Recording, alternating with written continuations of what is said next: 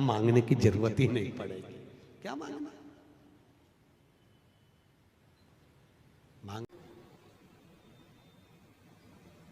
मांगो, हमारे हृदय से भगवान भक्ति प्रवेश करे। देहाची तिजोरी भक्ति चाच ठेवा, उघड़दार देवा आता उघड़दार।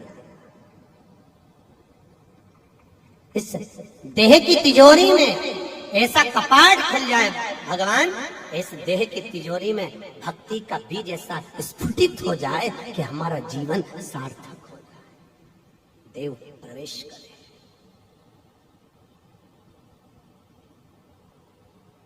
देव और जब परमात्मा प्रवेश कर जावे तो सुख का अनुभव होगा महाराज, बहुत अनुभव।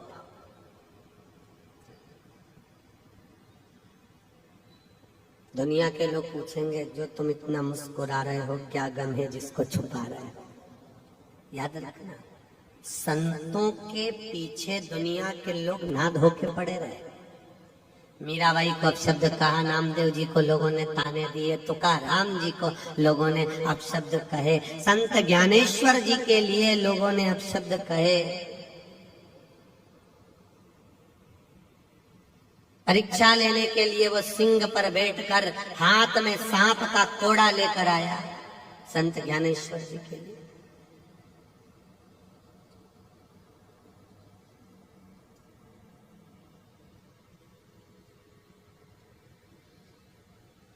वो सिंह पर बैठकर आया था, वो दीवाल पर बैठकर चले गया। तो जीवित को लेकर आया है, वो निर्जीव को लेकर चले गए। निर्जीव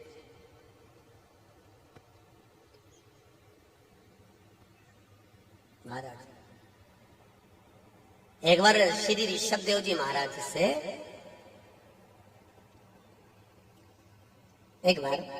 श्री ऋषभदेव जी महाराज से उनके पुत्र श्री भरत जी ने पूछा,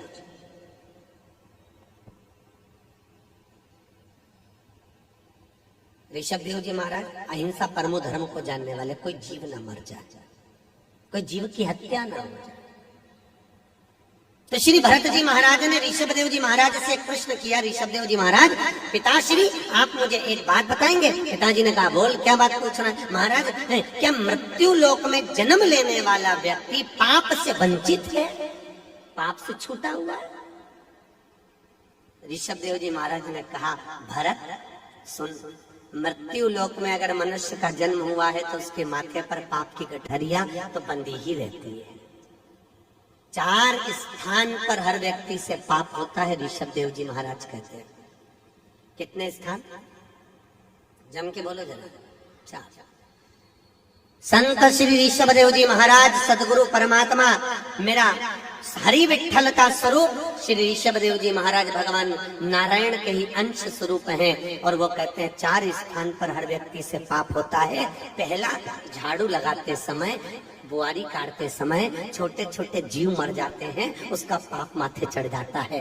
ऋषभदेव जी महाराज ने दूसरा कहा, अग्नि जलाते समय, चूल्हा जलाते समय पतंगे जल जाते हैं, छोटे छोटे जीव जल जाते हैं, उसका पाप माथे चढ़ जाता है। तीसरा, पानी भरते समय, बर्तन धोते समय, स्नान करते समय, कपड़े धोते समय छोटे छोटे जीव मर जाते हैं, उसका पाप माथे चढ़ जाता है। और चौथा, अपन चलकर कहीं जाते हैं तो अपने पाँव के नीचे, चप्पल के नीचे, जूतों के नीचे छोटे छोटे जीव मर जाते हैं, उसका पाप माथे चढ़ जाता है। तो भरत जी ने कहा ऋषभदेव जी महाराज से, पिताजी आप कहते हो कि 4 जगह पर व्यक्ति के मस्तक पर पाप की गठरिया बंधी होती है, हर व्यक्ति पृथ्वी पर जन्म लेने वाला व्यक्ति पापी होता है, उसके माथे पर पाप बंधा होता है, तो फिर ये पाप समाप्त कहाँ होता है? इस पाप को खल्लास करना है, समाप्त करना है, तो फिर हम जाएं तो जाएं कहाँ? इस पाप को हम कैसे समाप्त करेंगे? पाप क्या व्रत से समाप्त हो जाएगा? पाप क्या मंदिर जाने से समाप्त हो जाएगा? पाप जपे तो समाप्त होगा तो होगा कैसे? तो कहा अगर पाप को समाप्त करना है तो ऋषभदेव जी महाराज कहते हैं, जहाँ सत्संग हो रहा हो, जहाँ भजन हो रहा हो, जहाँ कीर्तन हो रहा हो, जहाँ प्रवचन हो रहे हो, जहाँ नाम जाप चल रहा हो, उस पंडाल में तू प्रवेश कर जा। जैसे ही पंडाल में जाएगा, जैसे चप्पल बाहर रह जाती है, उसी तरह हमारा पाप निकलकर बाहर चले जाता है और हम निर्मल मन से कथा का रसपान कर लेते हैं। ऋषभ देव जी महाराज पाप बाहर। इसीलिए तो बीच बीच में हम लोग कहते हैं कि कथा चलते में बीच में उठ के घर नहीं जाना चाहिए। सुना कि नहीं सुना? संत लोग कहते हैं ना, कथा के बीच में घर मत जाओ। क्यों नहीं जाओ? क्योंकि तुम सब कथा में आए, इतने सारों का पाप दरवाजे पे खड़ा खड़ा इंतजार कर रही है, कब बिमला भाई आए, कब मैं इसके सिर पे वापिस जाऊं, कब भेरू आए ना, कब मैं इसके सिर पे वापिस जाऊं। अब ना बिमला भाई आई ना भेरू सिंह आया, अब करे तो करे क्या? तो एक किसी के घर से बुलाने आ गए, सारों का पाप एक ही के सिर पे चढ़ गया और अपन। इसलिए कहते हैं कथा में जाओ, सत्संग में जाओ, तो कथा जब पूरी हो जाए और महाराज जी बोलते हैं ना, आप लोग परिक्रमा करते घूमते, आरती होने के बाद कर्पूर गौरम कर्णावतारम सतारतारम धन्यारम। अब जब तुम परिक्रमा करते हो कर्पूर गौरम होने के बाद, तो तुम यही देखते हो कि ताली बजा बजा के करते कि नहीं करते कि हमारे पास में कहीं का पाप और भी चिपका हो तो परिक्रमा करने से और निकल जाए चारों तरफ बाहर, फिर अपन अपने घर पर जाए। और मान लो कोई उठकर गया ही नहीं है, तो इतनी देर में कथा सुनते सुनते, सत्संग भजन करते करते वो पाप भी जलकर भस्म हो जाता है। पाप जलकर भस्म। सत्संग में जाना जरूरी है। आप लोगों ने अपनी अड़ोसन पड़ोसन धड़ोसन से कहा कि नहीं कहा? अरे बोलो तो, क्या कहा? क्या कहा? बोला था पोलियो की दवाई पीने चल, बोलना था। आओ सत्संग में चल। पति से कहा कि नहीं कहा? अरे बोलो तो, कहा कि नहीं कहा? कहा था। और अब जाके पूछना तुम किसके लिए कमा रहे हो, पूछना जरूर किसके लिए कमा रहे हो, पूछो। तो कहेगा तुम्हारे लिए, बच्चों के लिए। पूछो, इतनी कमाई कर रहे हो तो भी 2 रोटी प्रेम से खा नहीं पा रहे हो। जो ज्यादा धन को जोड़ता जाता है, बीमारियों में घिरता चले जाता है। कई लोगों के हम शादी में जाते हैं, कई लोगों के यहाँ जाते हैं, तो शादी में गेट पर, जिसके यहाँ शादी होती है ना, अरे बोलो तो सही है कि गलत है, गेट पे खड़े होते कि नहीं होते? यहाँ होते, खड़े होते, हाथ जोड़ के, आओ साहब, आओ साहब, आओ साहब, वेलकम वेलकम। तो जो दरवाजे पर खड़ा होता है ना, उसको देखकर हमको बड़ी दया आती है, बड़ी दया। हमने मन में सोचते हैं, बताओ, अंदर रसगुल्ला बनाया, जलेबी बनाई, मालपुआ बनाया, पूरन पोली बनाई, ढेर सारा अमरस ने, कचौड़ी ने, पकौड़ी ने, ये सामग्री ने, मक्खन बड़ा ने, बालूशाही ने, इमरती ने, जलेबी, ढेर सारा बनाया। और जो दरवाजे पर खड़ा था उसको देखकर दया इसलिए आई क्योंकि ये कुछ भी नहीं खा सकता, बेचारे को शुगर और ब्लड प्रेशर है। लाखों रुपए खर्च करे छोरे की शादी में, बेटे की शादी में, सबको खिलाया और खुद आखिरी में 2 रोटी बिना घी की और शक्कर तो खा ही नहीं सकता, और 2 रोटी भी खा लिया है उससे पहले।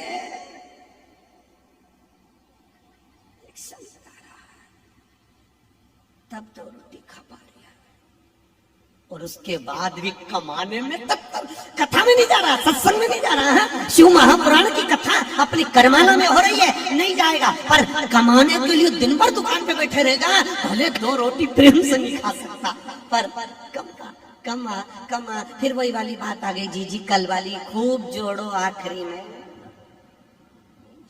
इससे तो तुम अच्छे खाओ पियो, कथा में भी जाओ, खूब डेंटिंग पेंटिंग कर कुरा के, अच्छी जोरदार साड़ी वाड़ी पहन के, काहे की जिंदगी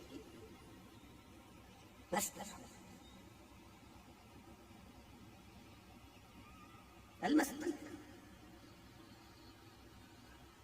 कहाँ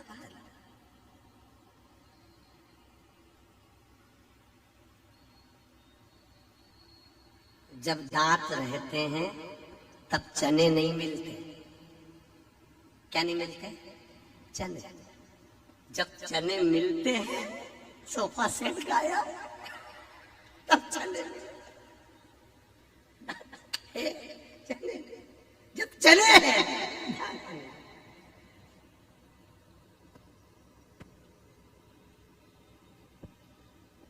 बुढ़ापे में पहनने की याद आएगी। मैंने बनवा के रखा था पेन। बुढ़ापे में लो पहनोगी भी तो लोग कहेंगे बताओ डोकरी के देखो जरा कहाँ गजब ढाने जा रही है।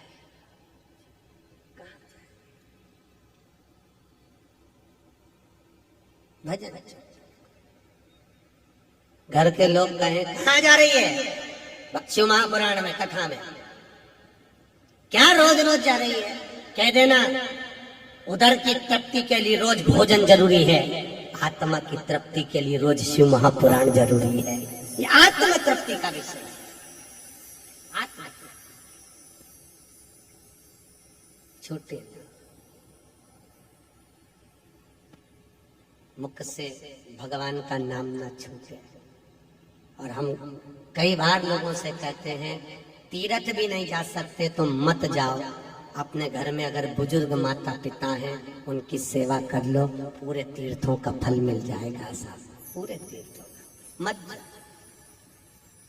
एक वो अपन भजन गाते हैं ना, इस कल युग में तीर्थ का क्या काम है।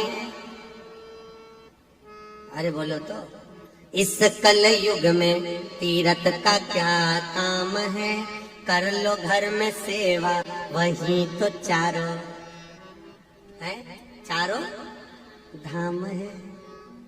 जिसके घर में सास ससुर वही बद्रीनाथ है। कर लो उनकी सेवा वही तो चारों धाम है। जिनके घर में जेठ जेठानी वही द्वारिका नाथ है। कर लो उनकी सेवा वही तो चारों धाम है। जिनके घर में पति देव, अब क्यों हंसे? मैंने तो कुछ बोला ही नहीं। देखना भैया बिना बोले हंस रहे हो, नहीं तो मालूम पड़े रात को सोती सोती उठ के बैठ के हंसने लगे। पति अरे सो जाओ, तो पति भी बेचारा चिंता में पड़ जाए। जब से शिव पुराण में गई है पगला गई, बावरी हो सदी नहीं। कि जिसके घर में पति देव वही जगन्नाथ है। कर लो उनकी सेवा, गला नहीं, कर लो उनकी सेवा यही तो चारों धाम है। और कितनी सुंदर बात इस भजन की है, ध्यान रखना। जिसके घर में सुलक्षण नारी, कौन सी नारी? सुलक्षण। जिनके घर में सुलक्षण नारी वही घर धाम है। और जिसके घर में चंद्र घंटा, फिर तो वो घर नहीं हो सकता। कुरुक्षेत्र का मैदान,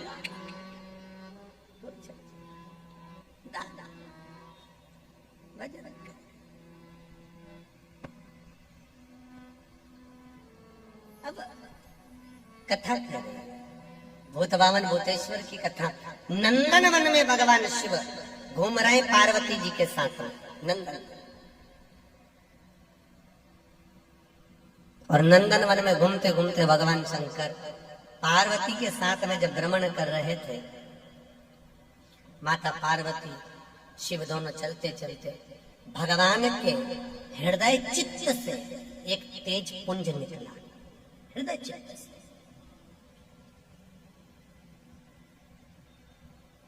और उस तेज पुंज को उसी समय पर भगवान के हृदय चित्त से जो तेज पुंज निकला, माता पार्वती जब जल लेने के लिए शंकर भगवान के लिए गई तो भगवान के हृदय चित्त से जब तेज पुंज निकला, उस तेज पुंज को अग्नि देवता ने अपने हाथ में लिया। और अग्नि देवता उसको हाथ में लेकर गए। अग्नि देवता ने विचार करा भगवान शंकर के हृदय चित्त से जो तेज निकला है इसको ले जाकर कहाँ छोड़ो?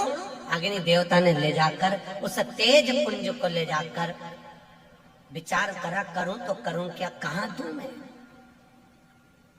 ले जाकर उस तेज पुंज को गंगा जी में विसर्जन कर दिया। कहाँ दिया? गंगा जी। अब गंगा जी में विसर्जन करा तो गंगा जी में विसर्जन करते से गंगा की 6 धारा थी।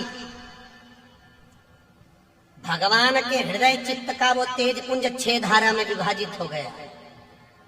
तो गंगा जी की गोद से 6 लड़कों ने जन्म ले लिया। कितने बच्चों ने जन्म लिया? भगवान के 13 बच्चों में से 6 बच्चे हो गए। कितने हो गए? 6।